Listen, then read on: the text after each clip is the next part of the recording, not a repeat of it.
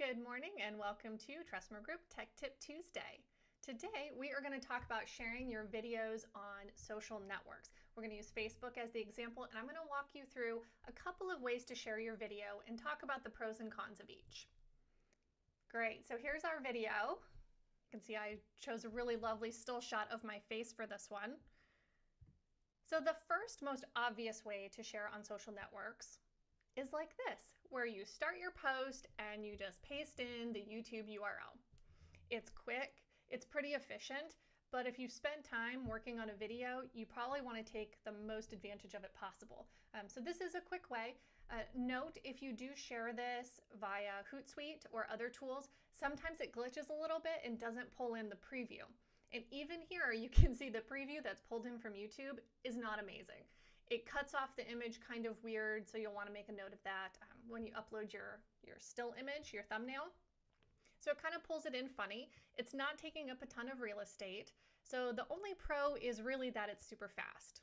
Another con, it's taking the users to YouTube. If your goal, however, is to build your YouTube audience, this might be a great thing to do if you're doing a bunch of videos very quickly. But again, not best practice, doesn't take up a lot of real estate, kind of meh. The next option is if you have a post and you want it to take up more real estate, but you don't have anywhere for the video to live, so you still need to link off to YouTube. So if we want it to take up more real estate, we can upload an image separately and then paste the link in. So this is actually a photo or video post, but we're manually adding in that YouTube link. So if we share this, you can see it takes up a ton of real estate, which is great. It's very eye-catching. You've got your topic front and center. The downside of this, however, is users want to click on pictures. They click on pictures a ton. So if you click on this, it pulls up a large photo, which doesn't really do anything for the visitor. So it's kind of bad UI. And over here, you've got your link to your YouTube video. So you're still taking users there, taking up more real estate, but again, it's not the best experience. The next option, which I think is much better, is if you upload a video directly to the platforms themselves. And this goes for LinkedIn and Twitter, as well as Facebook. So here you can see I've already uploaded a video, but it's just like uploading a picture. You can upload an MP4, for example.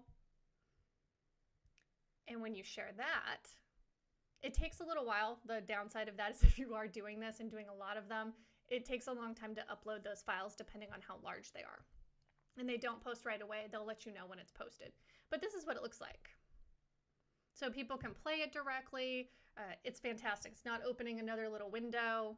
People can engage. So if your goal is to get eyes on your videos, this is the way to do it.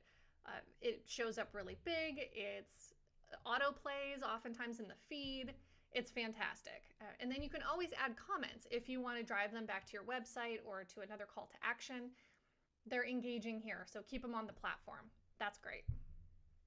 The final way, which is our preferred method, is to do kind of a hybrid. We want them to watch the movie, but most of the time, we want to drive them to our website because we want to engage with them more. We want to add them to our retargeting lists. We want to offer them other freebies or other ways to engage with us. And the easiest way to do that is to get them onto our site. Once they hit our site, we can engage with them a ton of different ways, whether it's a call to action or some sort of pop-up or retargeting campaign. So in this one, you can see we link to a blog post, and the blog post is set up with a default social sharing image for the video. So you can see it takes up a ton of real estate, has our topic of the blog post, and then when you click on that, it doesn't open a picture. It takes you straight to our website where, hey, there's the picture, and here's our video. It also has a ton of other information. So it's probably the best user experience where you're giving your audience all that useful content and they're on your site. So that is the best practice. But again, if you just want eyeballs on the video, uploading directly is definitely a viable option. That's for sure. So those are a couple ways to share your content or your videos on social media. Highly recommend trying those out and testing out what works best for you and what is going to get you the most engagement, whether it's on Facebook or on your website. If you have questions, leave them in the comments below, and we'll talk to you next week. Thanks.